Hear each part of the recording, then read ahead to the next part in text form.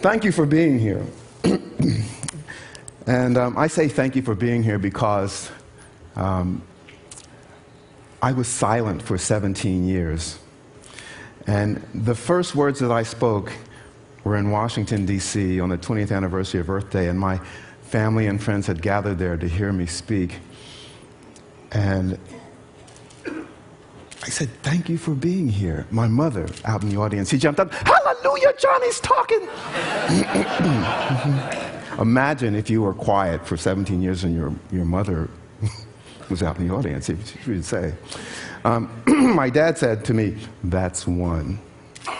I'll explain that. But I turned around because I didn't recognize where my voice was coming from.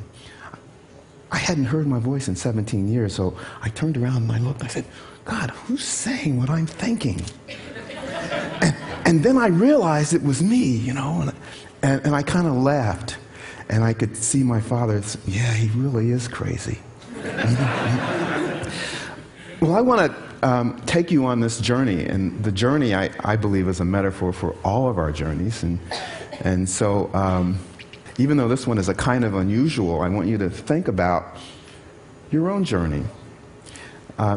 My journey began in 1971 when I witnessed 2 oil tankers collide beneath the Golden Gate, and 500,000 gallons of oil spilled into the bay. It disturbed me so much that I decided that I was going to give up riding and driving in motorized vehicles. That's a big thing in California.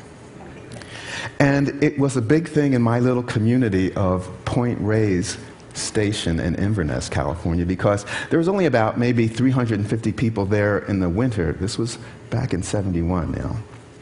And so when I came in and I started walking around, people, they just knew what was going on. And people would drive up next to me and say, John, what are you doing? And I'd say, well, I'm walking for the environment. And they said, no, you're walking to make us look bad, right?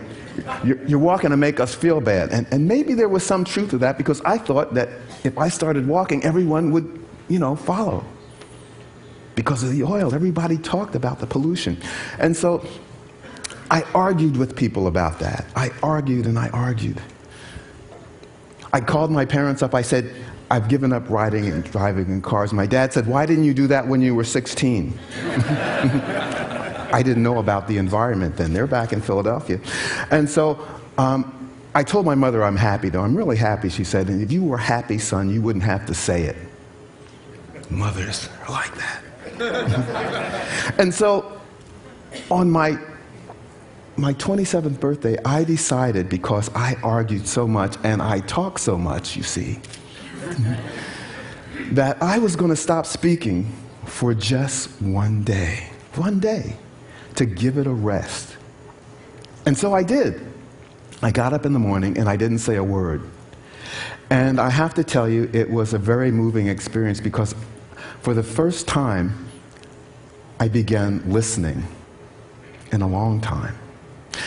And what I heard, it kind of disturbed me, because what I used to do when I thought I was listening was I would listen just enough to hear what people had to say and think that I could I knew what they were going to say, and so I stopped listening, and in my mind, I just kind of raced ahead and thought of what I was going to say back while they were still finishing up. And then I would launch in. Well, that just ended communication. So on this first day, I actually listened, and it was very sad for me because I realized that for those many years, I had not been learning. I was 27. I thought I knew everything.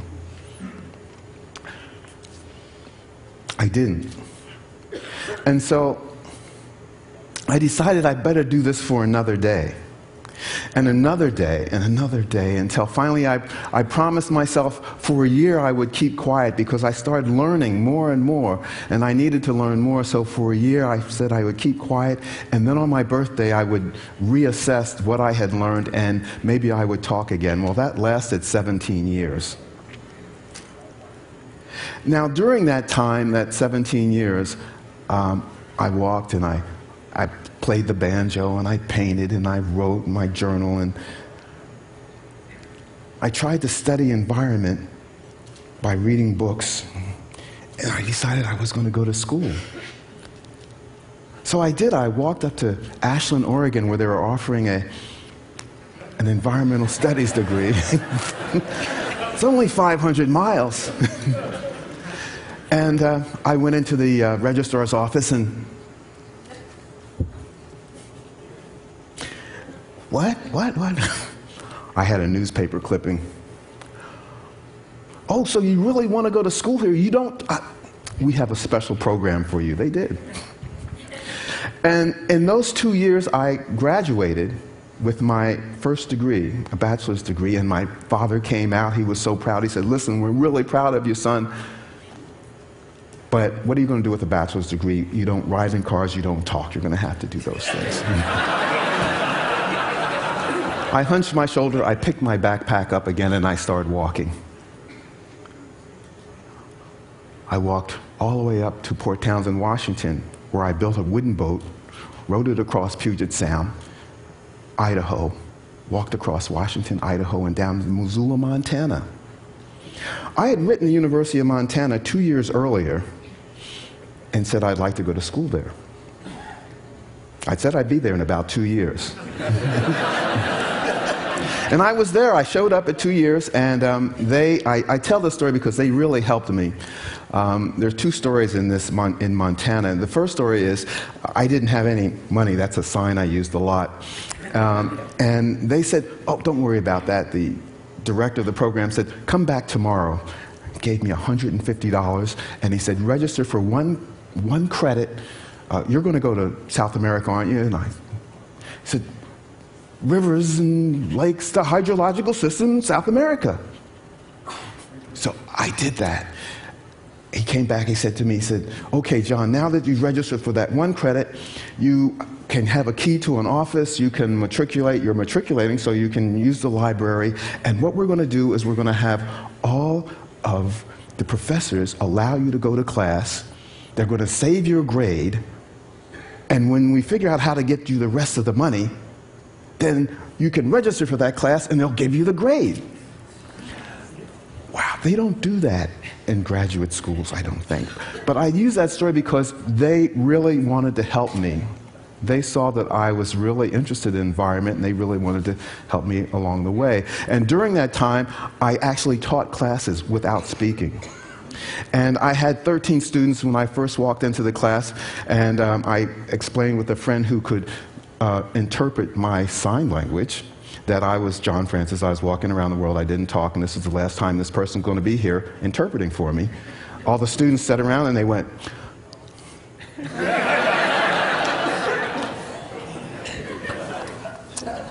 I could see they were looking for the schedule to see when they could get out.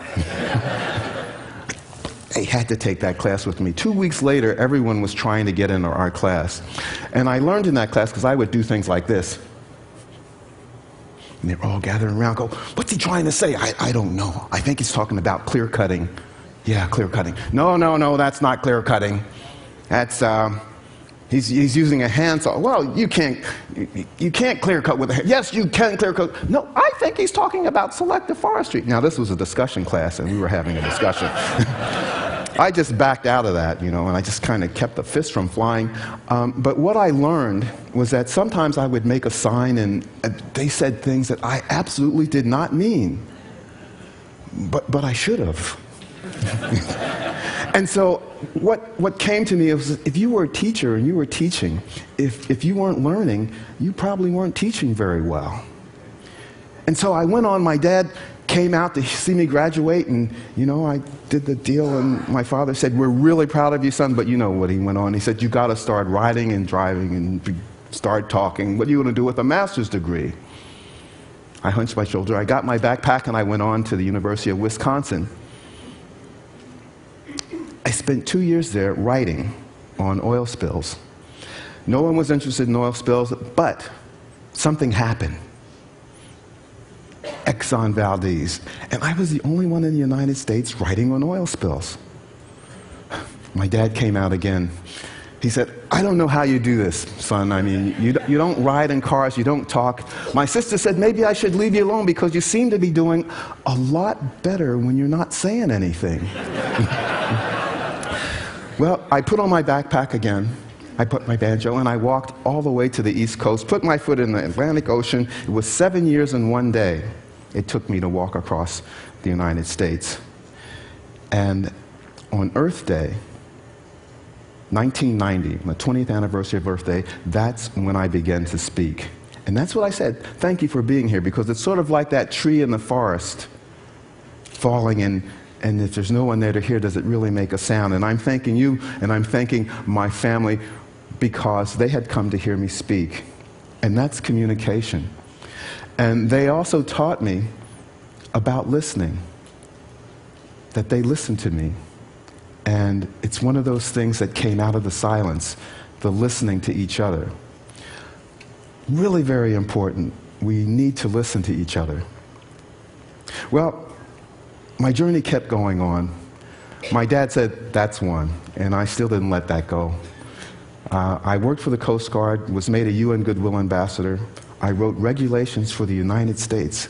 I mean, I wrote oil spill regulations. I mean, 20 years ago, someone had said to me, "John, listen, do you really want to make a difference?"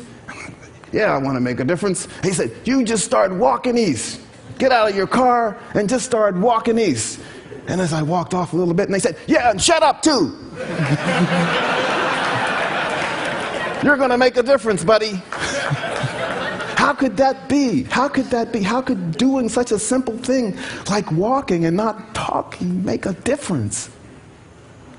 Well, my time at the Coast Guard was a really good time. And after that, I only worked 1 year. I said, "That's enough. 1 year is enough for me to do that." I got on a sailboat and I sailed down through the Caribbean and walked through all the islands and to Venezuela. And I forgot the most important thing, which is why I started talking, which I have to tell you. I started talking because I had studied environment. I had studied environment at this level, this formal level, but there was this informal level. And the informal level, I learned about people and what we do and how we are. And environment changed from just being about trees and birds and endangered species to being about how we treated each other. Because if we are the environment, then all we need to do is look around us and see how we treat ourselves and how we treat each other. And so that's the message that I had, and I said, well, I'm going to have to spread that message. And so I got in my sailboat, sailed all the way through the Caribbean. It wasn't really my sailboat. I kind of worked on that boat. Got to Venezuela, and I started walking. This is the last part of this story, because it's how I got here, because I still didn't ride in motorized vehicles. I was walking through El Dorado. It's a prison town, famous prison, or infamous prison, in Venezuela. And I don't know what possessed me, because this was not like me. There I am walking past the guard gate, and the guard stops and says, "Pasaporte, pasaporte," and with an M16 pointed at me. And I looked at him and I said, "Passport? Huh. I don't need to show you my passport. It's in the back of my pack. I'm Dr. Francis. I'm a UN ambassador, and I'm walking around the world. And I started walking off. What possessed me to say this thing? The road turned into the jungle. I didn't get shot. And I started saying, free at last. Thank God Almighty, I'm free at last. What was that about, I'm saying? What was that about? It took me 100 miles to figure out that in my heart, in me, I had become a prisoner. I was a prisoner, and I needed to escape. The prison that I was in was the fact that I did not drive or use motorized vehicles. Now, how could that be? Because when I started, it seemed very appropriate to me not to use motorized vehicles. But the thing that was different was every birthday I asked myself about silence, but I never asked myself about my decision to just use my feet. I had no idea I was going to become a UN ambassador. I had no idea I would have a PhD. And so I realized that I had a responsibility to more than just me, and that I was going to have to change. You know, we can do it. I was going to have to change. And I was afraid to change because I was so used to the guy who only just walked. I was so used to that person that I didn't want to stop. I didn't know who I would be if I changed. But I know I needed to. I know I needed to change because it would be the only way that I could be here today. And I know that a lot of times we find ourselves in this wonderful place where we've gotten to, but there's another place for us to go. And we kind of have to leave behind the security of who we've become and go to the place for who we are becoming. And so I want to encourage you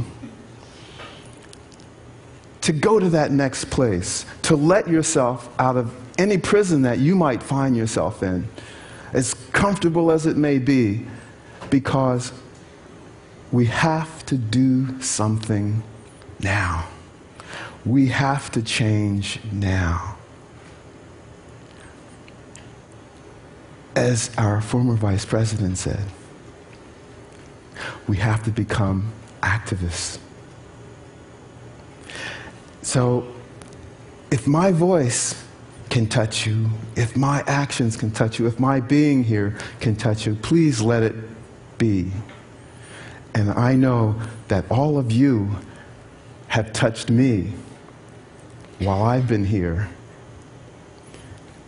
So let's go out into the world and take this caring, this love, this respect that we've shown each other right here at TED, and take this out into the world, because we are the environment, and how we treat each other is really how we're going to treat the environment.